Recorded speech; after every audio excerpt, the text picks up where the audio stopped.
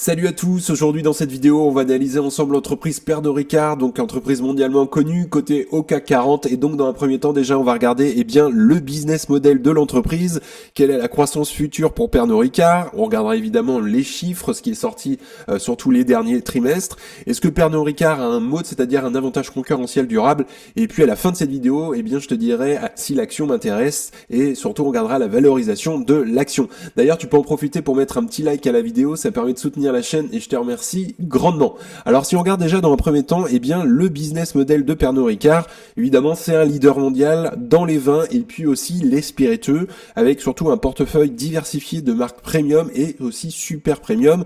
Donc évidemment ce portefeuille, il est diversifié grâce à des marques emblématiques et surtout à l'international. Et donc ils ont des spiritueux premium et surtout des super premium aussi avec Absolut Vodka, Jameson, évidemment Havana Club et etc. Et puis dans les vins, ils ont d'autres marques comme Jacob's Creek et aussi éventuellement Perrier. Et donc le groupe suit une stratégie de montée en gamme, surtout une sorte de premiumisation pour capter des marges plus élevées en proposant aussi des produits de qualité supérieure. Deuxième point de son business model, c'est une présence mondiale et surtout équilibrée puisque Pernod Ricard est présent en fait dans 160 pays quand même avec une répartition géographique plutôt équilibrée. On a un marché aujourd'hui qui est plutôt mature en Europe et en Amérique du Nord avec une stabilité des ventes grâce à une clientèle surtout fidèle.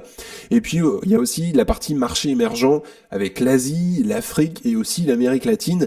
Et là, c'est une croissance rapide grâce à une augmentation surtout de la classe moyenne et aussi des nouvelles habitudes de consommation. Donc en fait, cette diversification géographique réduit aussi les risques liés à une dépendance excessive à une région particulière. Donc sur ce point-là, Pernod Ricard est plutôt très bien équilibré. Troisième point de son business model, c'est un modèle basé sur la distribution, c'est-à-dire qu'en fait le groupe possède ses propres filiales de distribution dans les principaux marchés. Ça permet un contrôle direct sur les relations avec les détaillants, avec les bars également et puis les restaurants, et ça renforce évidemment la visibilité de ces marques.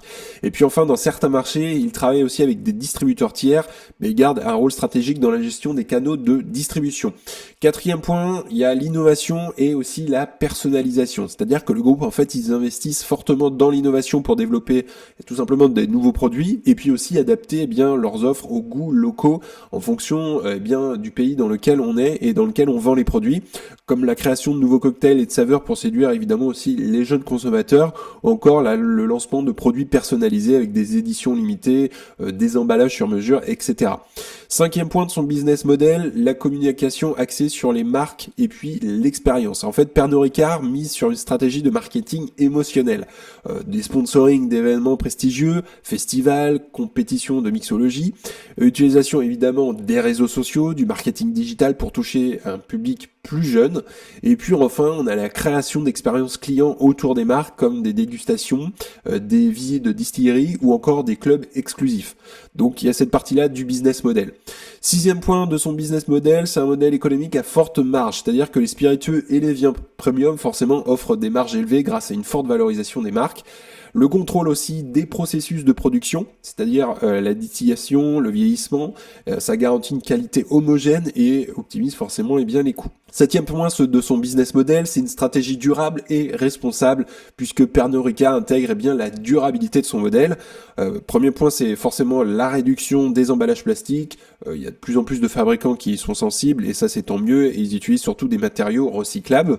On a aussi l'objectif de neutralité carbone et aussi de gestion durable des ressources, notamment l'eau, et puis l'agriculture. Et enfin, on a la promotion de la consommation responsable via des campagnes éducatives. Donc ça fait partie de leur business model.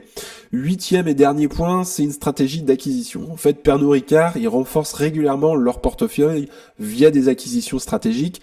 Ils achètent des marques locales sur des marchés émergents, par exemple Seagram's en Inde ou des whiskies asiatiques.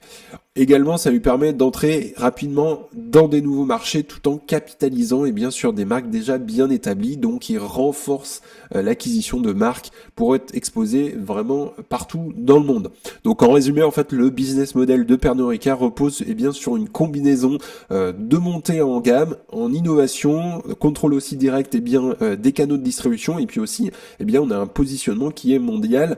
Donc ça, on a plutôt un bon business model ici. Ça lui permet également de générer une croissance durable tout en captant les nouvelles tendances de consommation. Alors maintenant, on va regarder bien quelle est la croissance future prévue par le groupe dans les années à venir et notamment Pernod Ricard vise une croissance organique annuelle moyenne de plus 4% à plus 7% sur les prochaines années.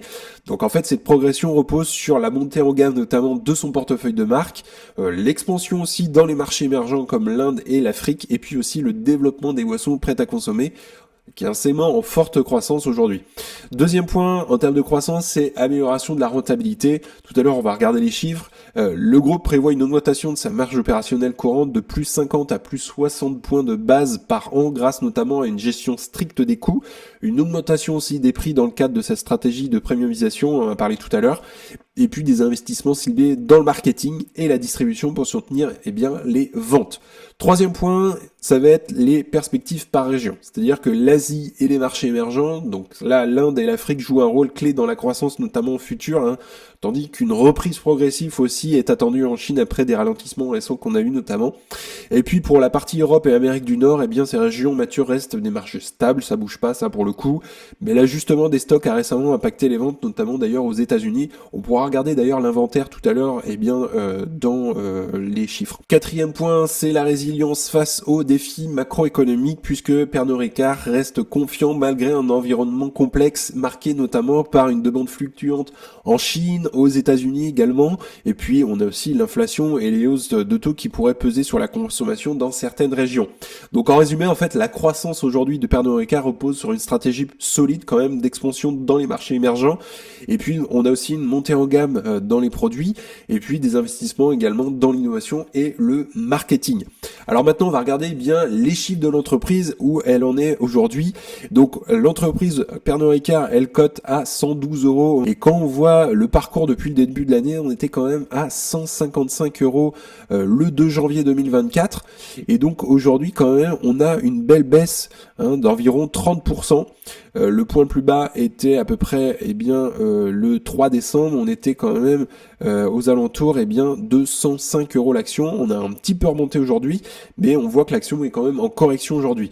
Alors si on regarde un petit peu l'entreprise, aujourd'hui à 112 euros l'action, on a un prix free cash flow à 29,52 et un PI à 19,08. Alors on va rentrer un petit peu dans les chiffres. Déjà si on regarde le bilan, si on regarde en termes d'espèces et d'équivalent de trésorerie, on voit que l'entreprise a eu une petite baisse d'espèces, mais au dernier semestre 2024, on a eu quand même un plus 63% par rapport au semestre 1 en termes d'espèces. Donc elle accumule un petit peu plus.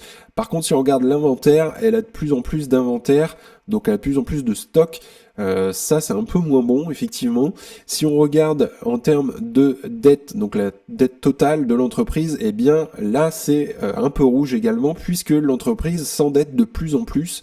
Et si on regarde la dette nette, elle n'a pas tendance à reculer, elle a tendance à augmenter également, même si on a eu un léger recul au semestre 2 à moins 3% par rapport au semestre 1 2024, mais on a quand même une dette qui ne cesse d'augmenter. Donc là déjà ça commence un petit peu mal quand on voit qu'on a une dette assez importante sur l'entreprise. Et on va aller un petit peu plus loin d'ailleurs dans les comptes de résultats. Si on regarde le chiffre d'affaires et on va se mettre en trimestriel, on a un chiffre d'affaires qui est un petit peu en dents de scie quand même. Et on voit qu'on a quand même un ralentissement. Si on se met en annuel d'ailleurs, peut-être que ce sera un peu plus clair. On voit que ça stagne un peu. On a eu une petite croissance quand même entre 2022 et 2023, mais on voit que 2024, on est en train de ralentir par rapport à 2023. Donc on n'est pas sur de la grosse croissance chez Pernod Ricard. Si on regarde les marges brutes, on est autour des 60% de marge brute, donc ça reste tout à fait acceptable. Si on regarde également la marge nette, on est autour des 12% pour 2024. On était à 18% en 2023. Si on regarde d'ailleurs en trimestriel la marge nette, on voit qu'elle est très fluctuante, et d'ailleurs on était en marge nette négative au dernier semestre 2024. Donc c'est quand même très fluctuant en fonction des semestres. Si on regarde les actions en circulation, on voit qu'ils font du rachat d'actions. Donc ils diluent pas l'actionnariat, donc ça c'est plutôt un bon point chez Pernod Ricard. Si on regarde maintenant les flux de trésorerie, donc les résultats nets ils sont en dents de scie, et surtout on voit que l'année 2024 est en recul de moins 34% par rapport à 2023. Si on regarde également les rémunérations en actions, Ça augmente pas trop, ça reste stable, donc là c'est plutôt un bon point. Si on regarde en termes de dividendes, alors d'ailleurs on va passer ici, c'est une entreprise qui verse un dividende assez correct, de toute façon, puisqu'il augmente à peu près, et bien sur 10 ans de 11% par an, donc ce qui est vraiment plutôt bien. Mais si on regarde le free cash flow payout ratio, on voit qu'on est à 121%, donc en fait aujourd'hui là, le dividende n'est même pas financé. Tout simplement par les free cash flow. Donc là c'est inquiétant et on voit le décrochage quand même, on voit globalement que Pernod Ricard suivait le marché et on voit le décrochage de Pernod Ricard aujourd'hui par rapport au S&P 500 à peu près depuis mi-2023. Donc ça fait plus d'un an et demi maintenant que Pernod Ricard sous-performe le marché. Et on voit en termes de dividendes qui sont en train de le ralentir. Et l'idéal, ce serait, je pense, de le couper au vu de tout ce qu'on a en termes de dette. Et si on regarde le free cash flow d'ailleurs aujourd'hui, eh bien on voit qu'on a un free cash flow qui est quand même en ralentissement et en gros ralentissement depuis 2022, moins 28% entre 2023 et 2024, moins 25% entre 2022 et 2023. Donc là, on ne sait pas où on va finir, mais pour l'instant, je suis un peu mitigé sur ce que je vois. Si on regarde la marge du free cash flow, eh bien c'est pareil, forcément, elle est en train de ralentir et donc de baisser. 8% de marge free cash flow en 2024, 10 en 2023, 2022 on était à 16, et là on voit le ralentissement au fur et à mesure.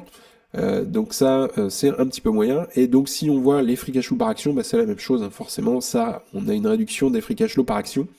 Donc si les free cash flow par action n'augmentent pas, logiquement, on a un cours de l'action aussi qui va finir par baisser. Alors si on regarde de manière générale, est-ce que Pernod Ricard est une entreprise de qualité?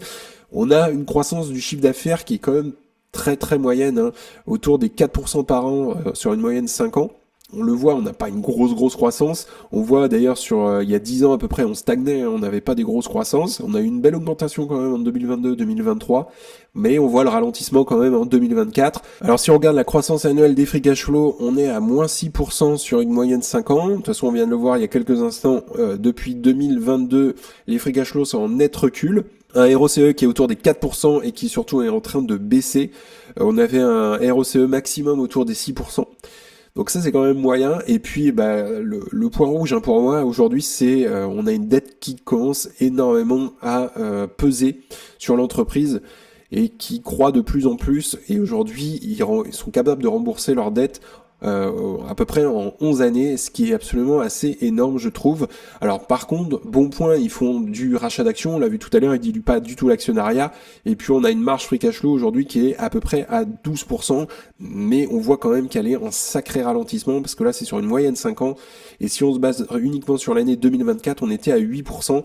Donc là effectivement ça fait un pas mal de rouge. Donc maintenant si on regarde pourquoi le cours de l'action est en train de baisser, surtout depuis le début de l'année 2024, on a fait un moins 30%, notamment ça s'explique notamment à des résultats trimestriels décevants. Au premier trimestre de l'exercice, notamment 2024-2025, Pernod Ricard a enregistré une baisse de 5,9% des ventes organiques. Ce recul est dû notamment à des performances faibles dans deux marchés clés, qui notamment la Chine avec moins 26%, qui est impacté notamment par un ralentissement économique global, hein, qui affecte la consommation des spiritueux, et puis aussi les États-Unis avec moins 10% en raison d'une faible demande et d'un ajustement des stocks par les distributeurs. Deuxième point, pourquoi ça baisse, c'est des effets de change défavorables. On a les fluctuations de devises, notamment le peso argentin, la livre turque et encore le naira nigérien, qui ont réduit les chiffres d'affaires de 103 millions d'euros au premier trimestre, ce qui affecte évidemment bien directement les résultats financiers. Troisième point également, on a la normalisation du marché post-pandémie, donc avec la Covid-19. Il faut savoir qu'après une période de forte croissance liée à la pandémie, notamment en raison de la consommation à domicile, le marché des spiritueux est en phase de stabilisation. Donc ça s'accompagne d'une baisse de la demande dans certains segments et marchés. Quatrième point, on a une pression inflationniste aujourd'hui et macroéconomique. Et on le sait, l'inflation est présente même si elle a beaucoup baissé depuis plusieurs mois. Et l'inflation, combinée aussi à des taux d'intérêt élevés, pèse sur le pouvoir d'achat des consommateurs dans certains marchés matures, comme les États-Unis et l'Europe évidemment. Et ça réduit évidemment la demande pour les produits premium, un segment clé pour Pernod Ricard. Donc ces défis ont conduit à une baisse de la confiance des investisseurs qui s'inquiètent aussi de la capacité de Pernod Ricard à maintenir ses marges et sa croissance à court terme. Et en conséquence, le titre a évidemment perdu aussi du terrain en bourse, on l'a vu tout à l'heure, moins 30% en l'espace de 10 à 12 mois, donc ce qui est quand même pas mal. Et donc aujourd'hui, la question qui se pose, c'est est-ce que Pernod Ricard a un moat, est-ce qu'elle a un avantage concurrentiel durable? Je dirais plutôt oui. Elle a un avantage concurrentiel durable, notamment grâce à plusieurs facteurs clés. Mais si on regarde les chiffres aujourd'hui, il va falloir qu'elle fasse des efforts. Mais si on regarde déjà, elle a évidemment des marques fortes et premium, et ça peut jouer évidemment sur les années à venir. Elle a des marques emblématiques et reconnues mondialement avec Absolut Vodka évidemment, Jameson, etc., Havana Club, et ces marques bénéficient d'une forte fidélité des consommateurs et ça permet aussi à l'entreprise de maintenir des prix élevés. Je le rappelle, cette premiumisation. Deuxième point, on a la présence mondiale diversifiée. On le rappelle, 160 pays avec une forte implantation dans les marchés émergents, Inde, Afrique, Chine, et puis dans les marchés matures, Europe et Amérique du Nord. Donc ça limite évidemment les risques. Troisième point, on a la distribution directe et la relation client, puisque le groupe contrôle bien directement une grande partie de sa distribution. Ça lui permet d'avoir évidemment un contact étroit avec les détaillants, les bars, les restaurants, les supermarchés. Ça, on l'a vu aussi tout à l'heure, donc ça c'est plutôt un bon point. Et puis ça permet de renforcer bien la visibilité des produits. Quatrième point, une innovation et puis l'adaptabilité, puisque Pernod Ricard innove en permanence en lançant aussi des nouveaux produits, par exemple des cocktails prêts à boire ou des éditions limitées, pour répondre évidemment aux tendances des consommateurs. Et cette capacité à s'adapter est un atout clé pour rester compétitif pour Pernod Ricard. Cinquième point, on a l'effet de réseau et puis la notoriété, puisque grâce à sa taille et à sa notoriété mondiale, Pernod Ricard bénéficie d'un fort effet de réseau. Par exemple, la popularité des marques premium, forcément, ça attire les consommateurs. Et puis, leur présence dans des événements prestigieux, ça renforce encore cette dynamique. Et puis, sixième point, c'est cette barrière à l'entrée qu'a Pernod Ricard. Avec les spiritueux, on a des coûts élevés de production et de vieillissement, notamment pour le whisky et les cognacs. On a une forte dépendance aussi aux marques établies et à leur notoriété, qui est difficile d'ailleurs à répliquer pour de nouveaux entrants. Et puis il y a la réglementation assez stricte sur l'alcool dans de nombreux pays. Septième point, c'est la stratégie environnement, social et gouvernance, puisque Pernod Ricard mise sur des initiatives de durabilité et de consommation responsable, qui renforcent évidemment son image auprès des consommateurs modernes et aussi soucieux des enjeux environnementaux et sociaux. Donc, on a un moat aujourd'hui chez Pernod Ricard qui est plutôt compétitif, qui est large aussi, principalement basé sur des marques, son contrôle des canaux de distribution et aussi sa portée mondiale. Toutefois, il est exposé aussi à certains risques, comme la dépendance à des marchés volatiles, par exemple la Chine, et aussi à des facteurs macroéconomiques, puisqu'on a l'inflation qui est revenue depuis 2 ans, la fluctuation des devises également, ça a joué d'ailleurs sur quelques trimestres, et donc cela rend important l'investissement continu dans l'innovation et l'adaptation aux nouvelles habitudes des consommateurs. Alors, on va regarder maintenant la valorisation de Pernod Ricard.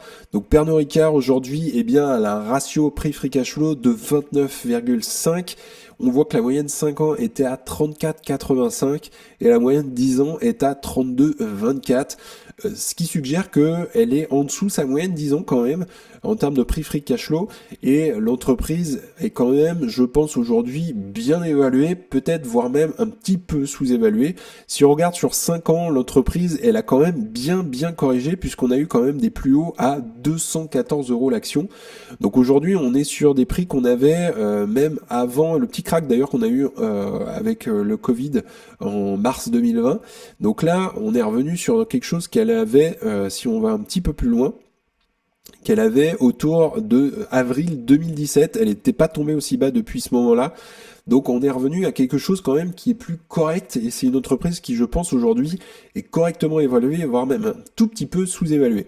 Alors, conclusion pour moi, aujourd'hui, c'est une entreprise qui est mature, mais qui a beaucoup de dettes, on l'a vu tout à l'heure, et ça m'inquiète un petit peu, c'est un peu une alerte pour moi.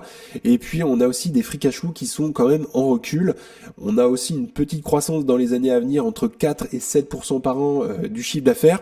Donc aujourd'hui, moi, c'est pas une entreprise qui correspond à mon profil, et c'est pas une entreprise qui m'intéresse par le business, donc je vais pas la rentrer dans mon portefeuille. Par contre, je vais la suivre. Évidemment, c'est une entreprise qui m'intéresse toujours de suivre un petit peu comment ça fonctionne, le business. Et je pense aujourd'hui que l'action est quand même moins chère que le passé et qu'elle est plutôt bien évaluée, voire même un petit peu sous-évalué. Donc évidemment, si tu souhaites investir dans l'entreprise, ici, il va falloir faire une analyse complète de l'entreprise. Je le rappelle, je ne donne pas de conseils financiers, c'est hyper important que tu ailles faire tes propres analyses et après tout, ça reste bien ton argent. Également, si tu souhaites aller plus loin, dans le premier lien en description, tu auras accès à You Can Invest App. Donc tu auras accès ensuite dans ton espace membre à ma watchlist avec les objectifs de prix, aux meilleures actions à détenir dans ton portefeuille. Également, tu pourras faire un discounted cash flow pour estimer le juste prix à payer. Et puis, tu pourras accéder ensemble à des appels vidéo pour analyser une action, ton portefeuille par les bourses de manière générale. Également, si tu souhaites accéder à Fastgraph, c'est un des sites que j'utilise pour analyser les actions, tu as 25% de réduction lors de l'inscription, donc le lien est également dans la description. En tout cas, on en a fini pour aujourd'hui, n'hésite pas à liker la vidéo, à t'abonner, ça fera grandir la communauté et puis ça me soutient. Si tu souhaites regarder une autre vidéo, tu peux cliquer juste ici. En tout cas, je te souhaite une excellente journée et à bientôt pour une prochaine vidéo. Salut!